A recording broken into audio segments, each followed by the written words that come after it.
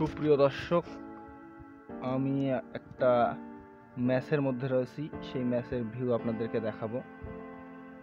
দেখতে পাচ্ছেন এই ম্যাচের এই দিকে একটা খোলা জায়গা, আপনাদের একটু ভালো করে দেখালে বুঝতে পারবেন।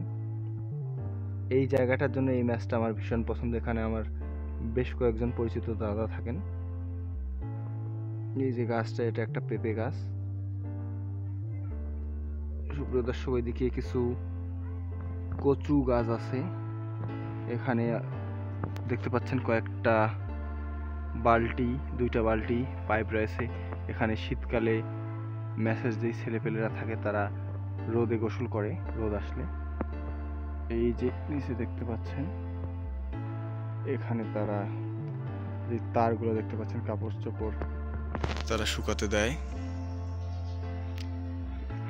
আপনাদেরকে এবার ম্যাচের ইনসাইড বা ভিতরের পরিবেশ দেখাবো। সুপ্রিয় দর্শক, আপনাদেরকে ম্যাচের যেই আউটডোর সেটা দেখালাম। এবার ম্যাচের ইনসাইড বা ভিতরের যে পরিবেশটা সেটা দেখাবো। আপনাদের দেখা যাক ভিতরের পরিবেশটা কীরকম। হয়তোবা ক্যামেরাতে খুব ক্লিয়ার না আসতে পারে, কারণ সেখানে সূর্যের আলো ঢোকে না সাধারণত। আর রুমে দুই একটা দেখাবো আপনাদের। তো আসুন শুরু করা যাক। সুপ্রিয় দর্শক, শুরুতে আপনাদের এদের ডাইনিং কিচেন যেটা বলি সেটা দেখাচ্ছি। কিচেনটা যদিও এখানে রান্না বান্না কিন্তু করা হয় না, এর পিছনে আরও অনেক কাহিনী আছে, আপনাদের সম্পূর্ণ বললে অনেক সময় লাগবে। এখানে দেখতে পাচ্ছেন একটা টেপ রয়েছে, যেটা দিয়ে জাস্ট শুধুমাত্র থালা বাসন পরিষ্কার করা হয়। রান্না বান্না কিন্তু এখানে হয় না, তাই নোংরা অবস্থা পতিত হয়ে আছে জায়গাটা। যাই হোক, এবার মেসের ভিতরে আমি প্রবেশ করতে যাচ্ছি, আপনাদেরকে সম্পূর্ণ ভিডিও দেখাবো। এটা হচ্ছে তাদের বাথরুম।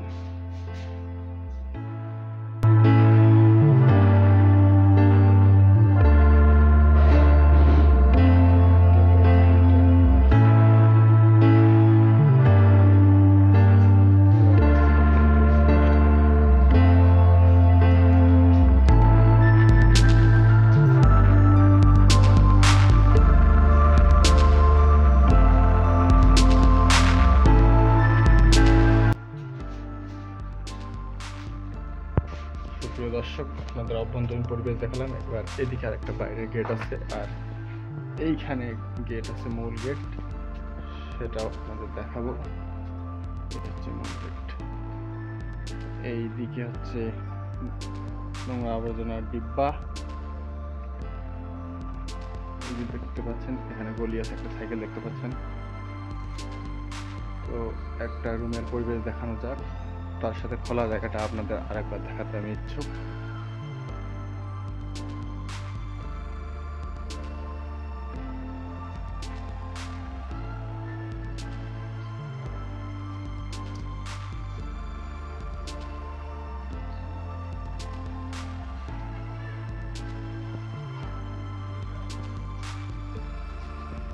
সুপ্রিয় দর্শক, একটা রুমের ভিতরে চলে আসলাম, আপনাদের দেখাচ্ছি রুমের উপরের ভিউটা। এরপর নিচে অবশ্যই দেখাবো। এই যেখানে কিছু কাপড় চোপড় রয়েছে, এখানে কিছু, আর বই পুস্তকে তো ভর্তি থাকে আমাদের ছেলেদের টেবিল, যদিও বই পুস্তক কোনোদিন হাত দিয়ে ধরা হয় না কারো। দেখতে পাচ্ছেন এখানে